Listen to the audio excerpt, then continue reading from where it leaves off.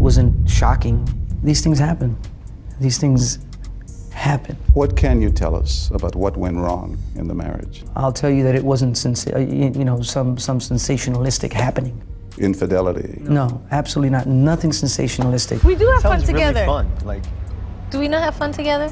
is that a trick question? Okay, we don't There's have no fun. right answer. We don't have fun together. You guys are always laughing. It's No, great. we're not. It's great. No, we're not. Yes, yes. I'm glad I have both of you to articulate what I'm thinking in my mind. We got you.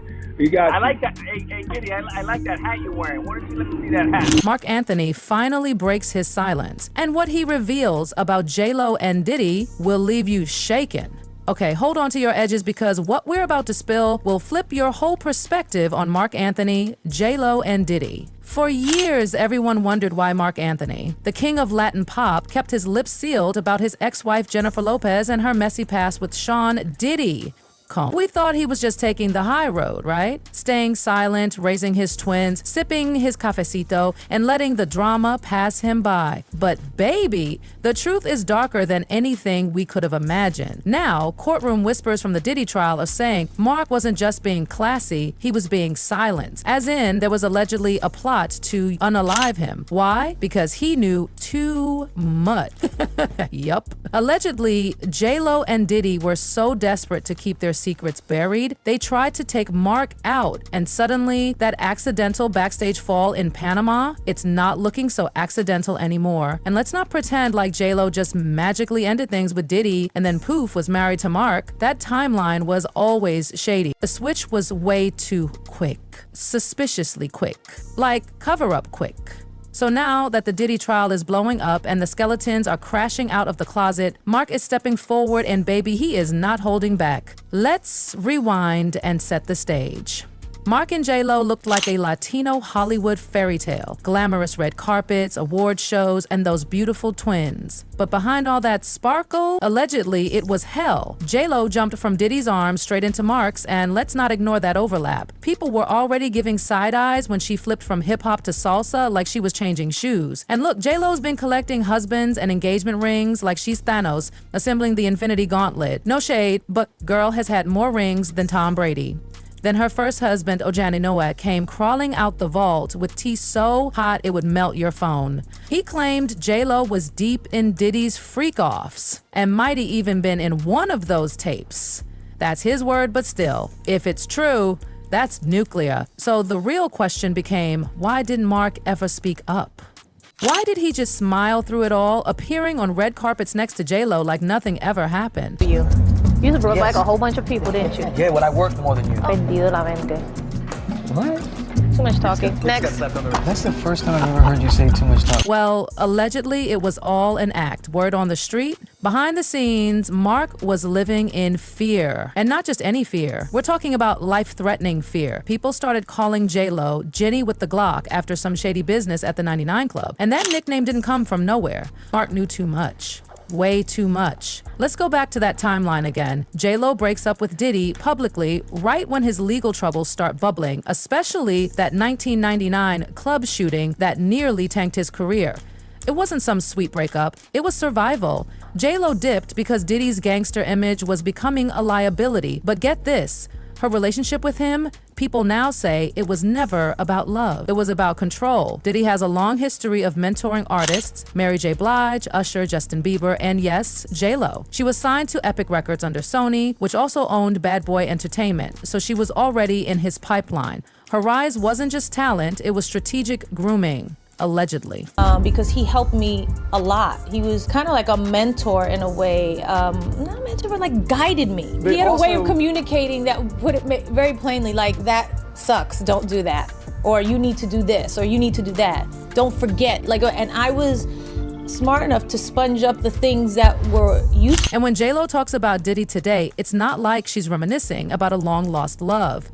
No, it sounds like she's describing a former boss. A manager, a man who pulled the strings. Sure, we all remember that Versace dress moment. It was iconic. But now people are asking, was that just a smokescreen? Was that high-profile romance just PR to distract from what was happening behind closed doors? Because allegedly, Marc Anthony was nearly unalived for knowing what really went down. let's talk about that mysterious fall in Panama. Remember that? Marc supposedly slipped downstairs and messed up his back. They brushed it off as a clumsy accident. But now insiders are whispering that Diddy sent some of his people to make sure Marc didn't come back from that tour alive. A quick fall, a clean story, a quiet funeral. But the plan failed. Jennifer, this is the first time in 5 or 6 years that I'm sure that nobody is looking at me.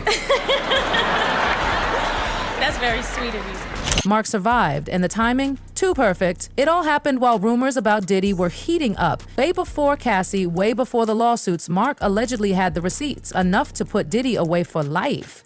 And here's the bomb. J-Lo allegedly knew. And let it happen, let that sink in. If Marc had died in that accident, J-Lo wouldn't have had to deal with the divorce, the custody fights, or the risk of Marc exposing her secrets. Clean break, no mess. And honestly, it wouldn't have been the first time she stood by while Diddy's alleged chaos unfolded. Kim Porter, ring a bell? She passed in 2018. Officially, they said pneumonia, but no one believed that. Not then, and definitely not now. LB, sure. Kim's ex said with his full chest that he believes she was murdered, and guess what? He's ready to testify. Guess who else allegedly knew exactly what was happening the whole time? Yup, J-Lo. A lot of the stuff, came to surprise, but a lot of this stuff will be revealed because... You have volunteered to testify at the trial, correct? Not as of yet. Actually, I was subpoenaed. Okay. So my attorneys worked something out. So I believe when the time is right, I'm going to discuss it with my attorneys. But you're willing to? Oh, absolutely. Allegedly, J-Lo witnessed Diddy putting hands on Kim Porter, heard the screams, saw the bruises, and she said nothing, collected her checks, played her part. As long as it wasn't her, she was good. And now J-Lo's allegedly on the run, not joking. He never tried to, straight up, talk to her crazy or anything around people. Never. I never even heard him raise his voice to her. People think she dipped to Bali to avoid subpoenas and dodge that court heat. Same move Russell Simmons pulled when his scandal exploded. The internet is dragging her. Someone even commented, run to Bali like Russell Simmons. You have no talent, J-Lo, so no one will miss you. But wait, it gets worse. One of Diddy's alleged victims, Misha, came forward and said J-Lo stood by and watched Diddy do horrific things to her. And what did J-Lo do? Nothing. Didn't scream, didn't stop it, didn't even flinch. I remember he did what he did to me, and then when it was time for Jennifer Lopez, she was there with a guy, and he was standing there looking disgusted, but didn't nobody save me.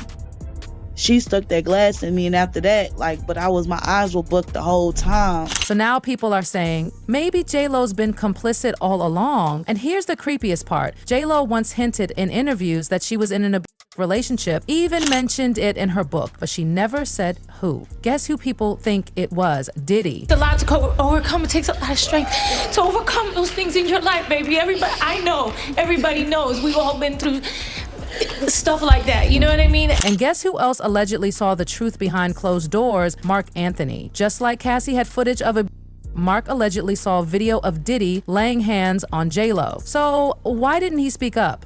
Maybe he was scared.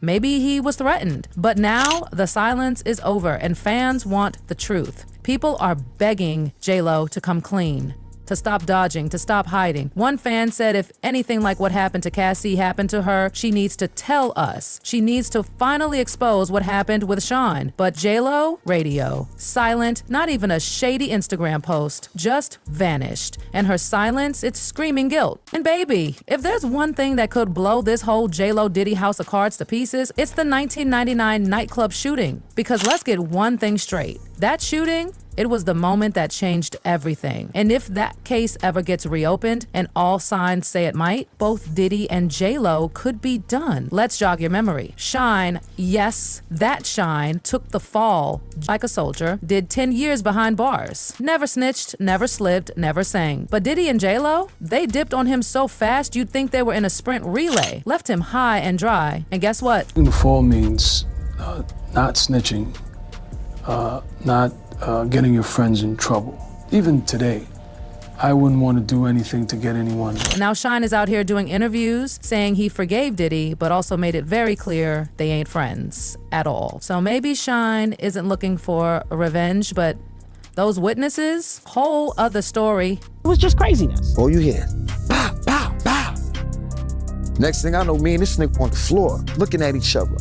We like, oh, we like, yo. Enter Nata Rubin. Sis was actually shot that night, like real bullet fragments in her face. She's still carrying the trauma, and now she's ready to rip the Band-Aid off. She said loud and clear she's willing to have the bullet fragments surgically removed from her face to be used as evidence. Like, who does that unless they're on a mission? And y'all, buckle up. Because she also said J-Lo was there that night and acted as Diddy's gun mule, allegedly helped him stash the weapon and sneak out before the cops could nab him. You heard that right. J-Lo, a gun mule, the same woman who's now ducking subpoenas in Bali like it's a yoga retreat. I have a woman who shot in the face, who still has bullet fragments 2 inches from her spine.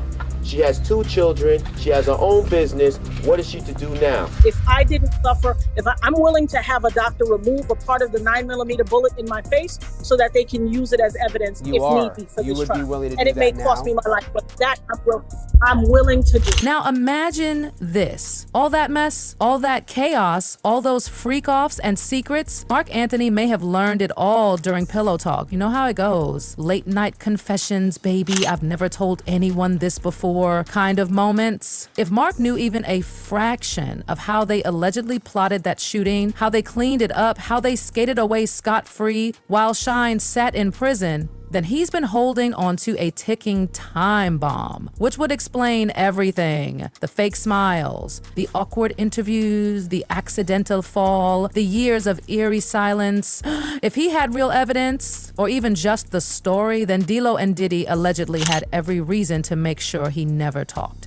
And listen, this next part is like something out of an actual legal thriller. Allegedly, Diddy and J-Lo didn't just pay off the media, lawyers, or even victims. They also paid off jurors. Yes, jurors. All to get that 1999 trial thrown off. To make sure they both walked free. To make sure the world saw them as the glamorous power couple and not the messy, shady duo that witnesses are now describing. Back then, they had the fame, the cash, the labels backing them. The machine was behind them, and allegedly that courtroom, just one big performance. Puff had witnesses that come in to testify against Shine and say they saw Shine do the shoot. But now comes the most jaw-dropping twist of all. Sources are saying, hold your pearls, that J-Lo and Diddy were secretly married, as in legally married, but kept it quiet so J-Lo couldn't be forced to testify against him during the trial. And here's the kicker. If that marriage was never annulled before she tied the knot with Marc Anthony,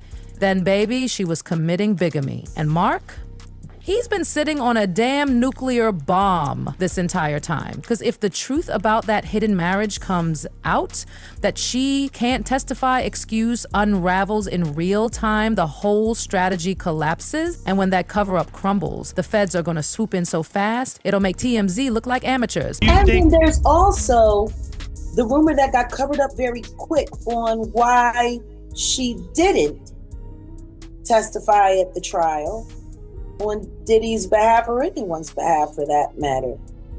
Rumor has it, they got secretly married, so she didn't have to testify. Now buckle up, because we're not done. You thought it ended with Marc? Oh no. Let's talk about Ben Affleck. We all know he and J-Lo were Hollywood's second chance couple. Jennifer was back, baby. But then, boom, divorce. Quiet, no interviews, no drama, just done. So what happened? Some say Ben saw freak-off tapes involving J-Lo's past with Diddy and it messed him up bad. But now it's getting even deeper because allegedly Ben wasn't just grossed out. He was scared for his life. Think about it. Diddy gets arrested. Suddenly, J-Lo and Ben's marriage ends. People are whispering that Ben was afraid he'd be the next target. If J-Lo had told him too much, if he knew things that couldn't stay hidden, then he was a liability. You know how it is. You lay next to someone, you talk, you vent, you confess. And if she ever whispered, Ben, I was was part of something dark, then she may have made him a target without even realizing it. And with Diddy's past, with what's been happening to people who speak out, allegedly Ben decided to get out quietly fast. Now look, we don't have paperwork saying Ben feared for his life, but baby, when you look at the timing, the patterns, the whispers, it starts to look real shady. And when you connect the dots, Marc's accident, Ben's silence, the nightclub witnesses re-emerging, the alleged hush marriage, it all starts to form a picture. And it is not pretty. It's giving mafia. It's giving cover up. It's giving witness protection needed. So where does that leave us? Right now, Marc Anthony is allegedly the man with the key. He saw it, he heard it, he may have lived it. And for all these years, he stayed quiet because staying alive was more important than staying loud. But with the Diddy trial cracking open the vault, with old names resurfacing, with victims and witnesses speaking out left and right, Marc might be done playing nice. He might finally be ready to blow the lid off one of the darkest celebrity scandals of our generation. So now I need to know what you think, because this tea is too hot to ignore. Did Marc Anthony really know too much? Did J-Lo and Diddy allegedly plot to silence him forever? Could J-Lo have stood by and let Diddy abuse people, maybe even herself, and never said a word? And is the 1999 shooting finally about to bring down everybody involved? Let's talk about it in the comments below. Don't hold back, don't sugarcoat, because your comment might just connect the final clue. And baby, we're only getting started.